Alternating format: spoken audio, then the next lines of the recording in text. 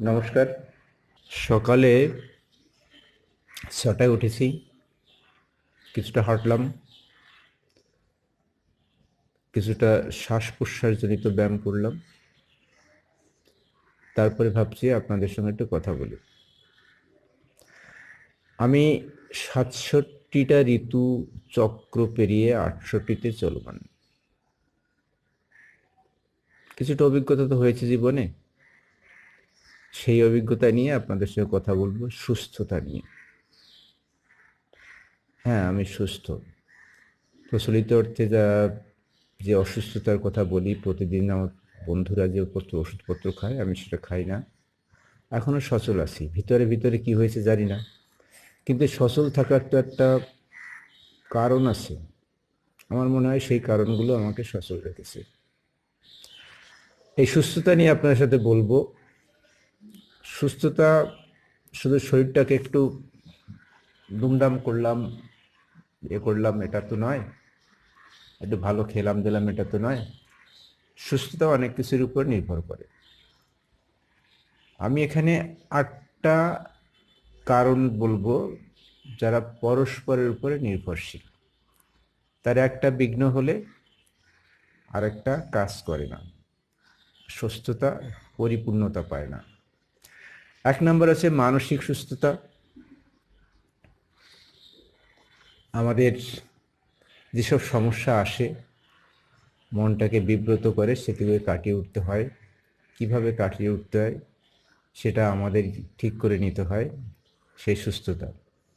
দ্বিতীয়টা শারীরিক সুস্থতা, যেটা আমি বললাম যে আমরা শরীরটাকে চর্চা করলাম, এক্সারসাইজ করলাম, ভালো ভালো পুষ্টিকর খাবার দাবার খেলাম। সেইটা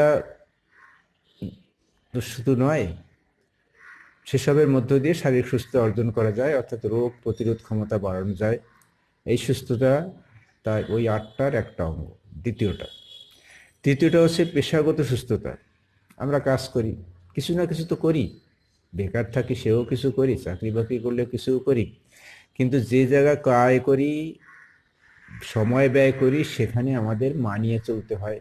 সেখানকার পরিবেশটাকে সুন্দর রাখতে হয়। সেই পরিবেশ যদি অসুন্দর হয়, অস্বচ্ছ হয়, তাহলে আমাদের শান্তি বিঘ্নিত হয়, আমাদের সার্বিক সুস্থতা থাকে না। 4 নম্বর হচ্ছে সামাজিক সুস্থতা। আমরা যে সমাজে বাস করি সে সমাজ একটা সুস্থ সমাজ হওয়া দরকার। ইদানিং আমার এখানে পাশেই মাঠ, ক্লাব হয়েছে, অন্ধকার জায়গা, রাতের বেলা ছেলেরা রাত পর্যন্ত মদ খায়, হই হুল্লোড় করে, কুকুর ডাকে, আমি ভালো ঘুমাতে পারি না। এই যে ব্যাপারগুলো, এগুলো তো সামাজিক সুস্থতার একটা অঙ্গ। এগুলো যদি ঠিক থাকে, এগুলো ঠিক না থাকলেও আমাদের সমস্যা হয়, আমরা অসুস্থতার আওতায় পড়ি। 5 নম্বর আধ্যাত্মিক সুস্থতা, যেটা আমরা যোগ, ব্যায়াম এসব করে, মেডিটেশন করে নিজেদের মনকে সুস্থ রাখি। আধ্যাত্মিক সুস্থতা মানে ধর্মীয় সুস্থতা নয়। আধ্যাত্মিক সুস্থতা মানে নিজেকে জানা, নিজেকে ভালো থাকার চেষ্টা করা, সেই পথগুলো বেছে বেছে নেওয়া। আর এটা হচ্ছে ইন্টেলেকচুয়াল ওয়েলনেস বা বুদ্ধিভিত্তিক সুস্থতা। আমাদের সারা জীবন তো কিছু শিখতে হয়, জীবনে অনেক সমস্যা আসে, অনেক ক্রিটিক্যাল ভাবনা চিন্তা করতে হয়। সেই ভাবনার চিন্তার মধ্য দিয়ে আমাদের নিজেদের মনকে সুস্থ রাখতে হয়, অর্থাৎ পড়াশুনো করতে হয়, শিখতে হয়। সেই সুস্থতা আমাদের না থাকলে আমাদের পরিপূর্ণতা পায় না। আর হচ্ছে পরিবেশ জনিত সুস্থতা। পরিবেশ যদি সুস্থ না থাকে, এনভায়রনমেন্টাল যদি ঠিক না থাকে, তাহলে আমাদের সামাজিক জীবন, আমাদের সুস্থতা ব্যাহত হয়। সেটা আমাদের ভাবতে হয় যে কিভাবে কি করা যায়।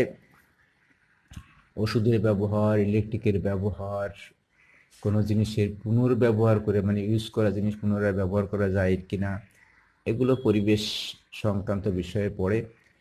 সেগুলো আমাদের সংরক্ষণ করতে হয়, দেখতে হয়। তারপরে 8 নাম্বার হচ্ছে আর্থিক সুস্থতা। টাকা না থাকলে কেউ ভালোবাসে না। ওই পাগল যারা রাস্তায় ঘুরে বেড়ায়, টাকা পয়সা নেই, তাদের কয়জন ভালোবাসে? সে যেমনই থাকুক না, কিন্তু টাকা পয়সা না থাকলে আমাদের ভালোবাসে না।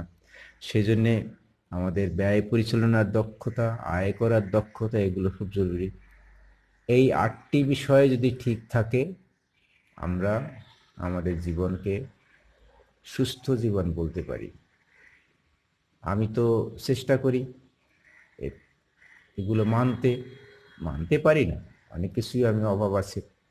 আপনাদের এটা আলোচনা করলাম। ভালো থাকবেন, সুস্থ থাকবেন।